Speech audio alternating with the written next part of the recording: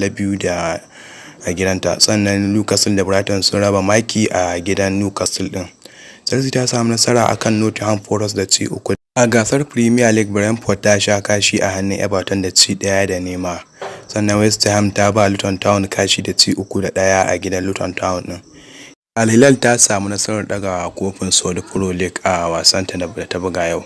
Sannan Chelsea ta dawo na 7 a gasar Premier League, Man U tana ta 8.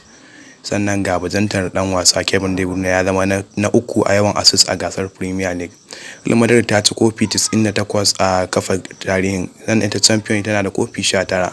Haduwar Bayern Munich da Real Madrid a baya. Dan wasa Arda Güler yana nuna kokarin shi a wannan lokuta da ake bashi na wannan wasanni. Shakhtar ta samu daga kofi na 15 kenan a league ɗinta a yau. Kylian Mbappe ana sa ran zai sign da Real Madrid a bayan daga Champions League. Ga fitantar Jose Lomatu a wannan season a Real Madrid. Dan wasa Kylian Mbappe yana a euro miliyan 180 a kasuwar shi.